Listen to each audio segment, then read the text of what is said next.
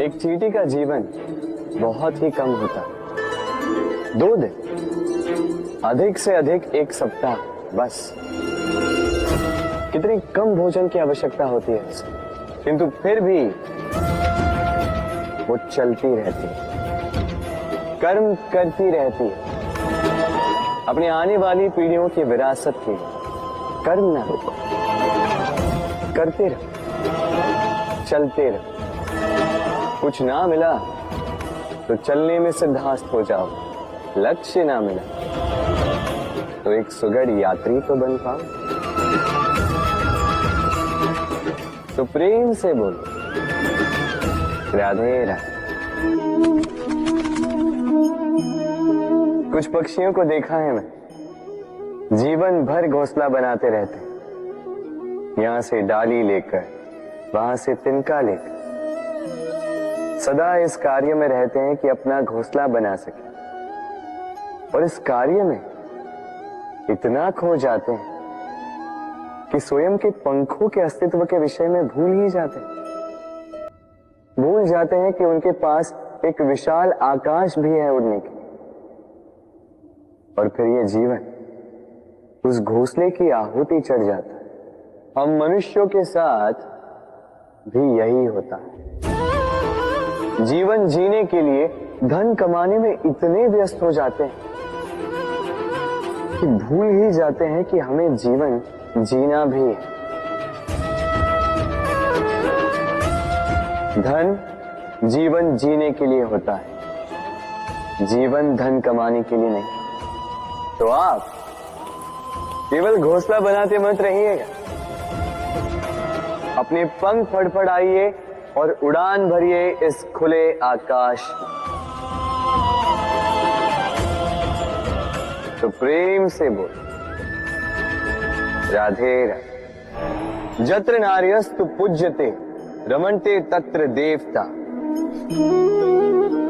अर्थात जहां नारी की पूजा होती है वहां देवता बसते। हम ये सब मानते हैं किंतु अपनाते कितना। अब आप कहेंगे कि हम स्त्रियों को सबके सामने सम्मान देते हैं, उसके जन्म दिवस पर या विवाह की वर्षगांठ पर हम उन्हें उपहार देते हैं आदि इत्यादि, किंतु क्या ये पर्याप्त?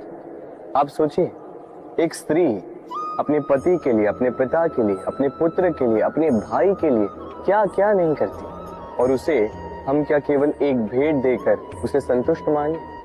स्त्री को सुवर्ण आभूषण नहीं चाहिए, महंगे वस्त्र नहीं चाहिए, उसे चाहिए आपसे सम्मान, सबके सामने भी और एकांत में भी। उसे चाहिए आपका समय, आपका समर्पण और थोड़ा सा प्रयास कि आप उसे जता पाए कि हाँ, आपके जीवन में उनका स्थान, बराबरी का भाव, तभी आप कह पाए जत्र नार्यस्तु पूज्यते रमन्ते तत्र देवता। राधे राधे। इस प्रकृति ने सभी जीवों की रचना की, भूख की मांग के लिए सबको पेट दिया और व्यवस्था भी की कि हर कोई परिश्रम से अपना पेट भर सके, है ना? और संसार के इन सारे जीवों में केवल मनुष्य ही है जिसने धन की मुद्रा का आविष्कार किया, धन कमाना सीखा। और आश्चर्य की बात भी ये है कि मनुष्य ही है जो कभी अपना पेट नहीं भर पाए। क्यों? इसका कारण है लोभ। इस संसार में कोई भी जीव हो, शाकाहारी या मांसाहारी, केवल उतना ही शिकार करता है कि वो जी सके, कुछ इकट्ठा नहीं करता। और मनुष्य इकट्ठा करता रह जाता है, किंतु ना अपने मन की भूख मिटा पाता है, ना ही अपने शरीर। इसलिए यदि कुछ अर्जित करना है तो शुभ कर्म और ना, अन्यथा इस संसार से भूखे पेट जाना होगा। तो प्रेम से बोलो, राधे राधे। कभी बरगद के वृक्ष को देखा है? कितना विशाल होता है। कभी कभी भय लगता है कि इन भारी डालों का बोझ ये तना सह भी पाएगा या नहीं। भय लगता है कि कहीं ये वृक्ष टूट कर न गिर जाए, किंतु नहीं। समय पड़ने पर शाखाओं से निकलने वाली ये बेलें धरती की ओर बढ़ती और फिर स्वयं जड़ बनकर इस वृक्ष को सहारा देती। इसी प्रकार जो परोपकार करते हैं, सत्कर्म करते हैं, उन्हें स्वयं के लिए चिंतित होने की आवश्यकता ही नहीं, क्योंकि उनके कर्म ढाल बनकर उनकी रक्षा करते हैं। इसीलिए जीवन में सहारे की नहीं, कर्म की चिंता कीजिए। राधे राधे। जीव जन्म लेता है और उसके साथ ही जागती है उसकी स्मृति। स्मृति बड़ी ही बलशाली किंतु विचित्र अनुभूति होती, सदा आपके साथ रहती। आपके साथ जो जो घटता है वो कहीं ना कहीं किसी स्थान पे संचित रहता है। किंतु कभी कभी हम भूल जाते हैं कि स्मृति हमारी है। तो इसमें हमें क्या सहेजना है और क्या मिटा देना है, ये हम पर निर्भर करता है। इस जीवन में क्या सहेजना चाहिए?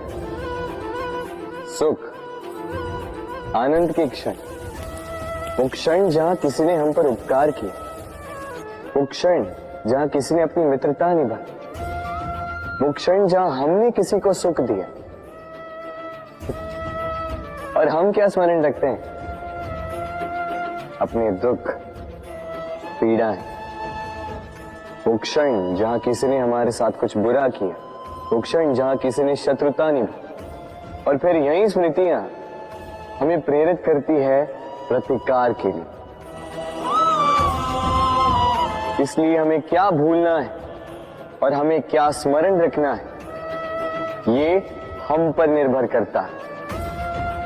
इस जीवन में सब कुछ भूल जाइए, किंतु ये अवश्य स्मरण रखिएगा, भूलने वाली बातें याद है, इसीलिए विवाद। तो प्रेम से बोलो राधे राधे। अक्सर आपने आपके माता पिता, आपके हितैषी, आपके शुभ चिंतकों के मुंह से ये सुना होगा, किसी कुदृष्टि लग गई है, इसकी कुदृष्टि उतारो, ये मत करो नहीं तो कुदृष्टि लग जाएगी, ऐसा श्रृंगार ना करो, वो मत पहनो नहीं तो कुदृष्टि लग जाएगी। और कुछ तो इस कुदृष्टि का उपचार भी कर लेते हैं। मिर्च का धुआं जलाते हैं, तेल की बाती से कुदृष्टि उतारते हैं, काला टीका लगाते हैं, क्या क्या करते हैं। उचित है, किंतु मैं कुदृष्टि को नहीं मानता।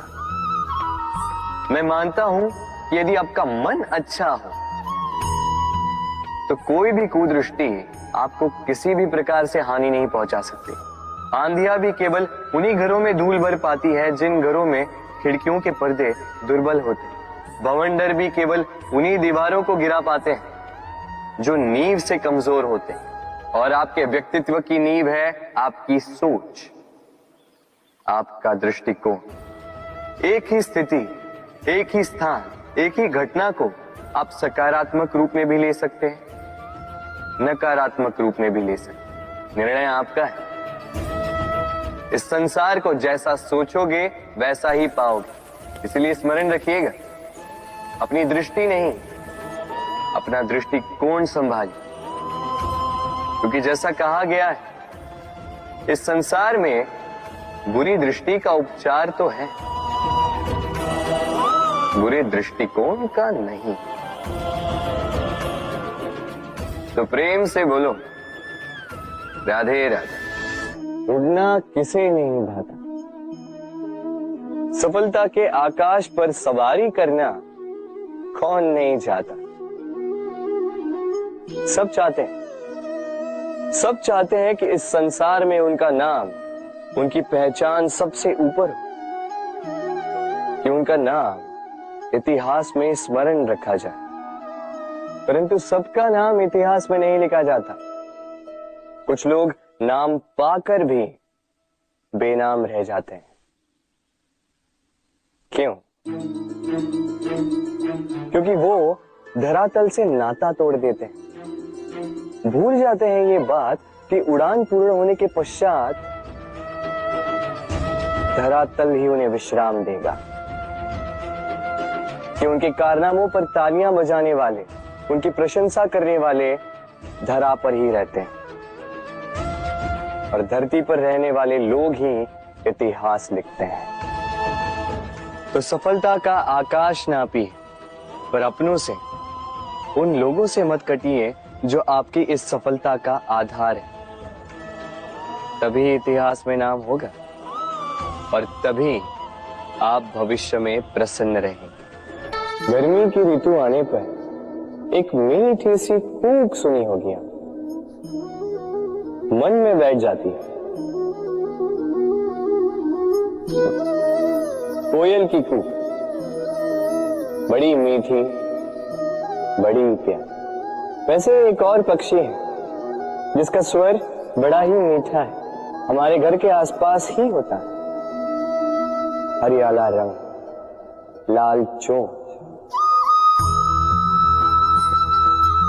ठीक पहचाना आप? तोता। ये दोनों ही पक्षी हमारे लिए बहुत प्यारे हैं, मन को शांति देते हैं, किंतु इन दोनों में बड़ा अंतर है। कोयल वनों उपवनों में स्वतंत्र रहती है। तोता कई बार हमारे घर के पिंजरे में बंधा हुआ पाया जाता है। क्यों होता है ऐसा? कभी सोचा है आप?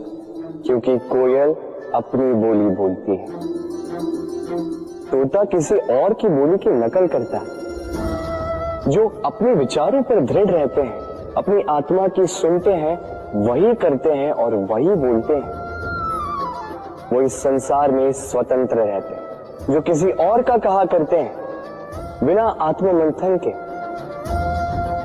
वो बंदी हो जाते हैं, कभी पिंजरे के तो कभी विचारों के। तो क्या बनना चाहेंगे आप? कोयल या तोता? निर्णय आपका है। राधे राधे। हम में से कई लोग इस विषाद से ग्रस्त रहते हैं कि हमें हमारे जीवन में अपेक्षित सुख सुविधा कभी प्राप्त ही नहीं हो, क्योंकि हमारा भाग्य ही यही है, क्योंकि हम ऐसे परिवेश में जन्मे हैं। किंतु क्या आपका जन्म आपका प्रारब्ध निश्चित करता है? कुछ सीमा तक करता है। जैसे वर्षा की बूंद जब बादलों से जन्म लेती है तो उसका प्रारब्ध होता है धरा पर गिरना, किंतु वो धरा पर कहां गिरती है ये निश्चित करता है कि उसका भविष्य क्या होगा। केले के पत्ते पर गिरे तो कपूर बन जाती, सीप के मुख में गिरे तो मोती बन जाती, विषधर पी जाए तो विष बन जाती। बूंद एक ही, प्रारब्ध तीन।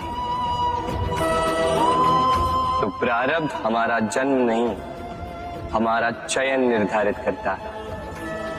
इसलिए अपना चयन सोच विचार करके करें। मनुष्य का स्वभाव है सोचना, सोच विचार कर निर्णय लें और निर्णय लेके इस दुनिया को बदलने की सोच के साथ आगे बढ़े, है ना? परंतु क्या हर कोई अपने निर्णय का परिणाम पाने में सफल होता है? क्यों कुछ ही लोग इस संसार को बदल पाते हैं, अन्य क्यों नहीं? इसका कारण है और यही अंतर होता है सफल और असफल लोगों में। सफल वो होते हैं जो अपनी सोच से, अपने निर्णय से इस संसार को बदल देते हैं, और असफल वो होते हैं जो इस संसार के भय से अपनी सोच को, अपने निर्णय को बदल लेते हैं। इसलिए यदि इस संसार में कुछ बदलना चाहते हो तो अपने मार्ग तक पहुंचने का आपका मार्ग बदलें, अपनी सोच और अपना निर्णय लें। राधे राधे।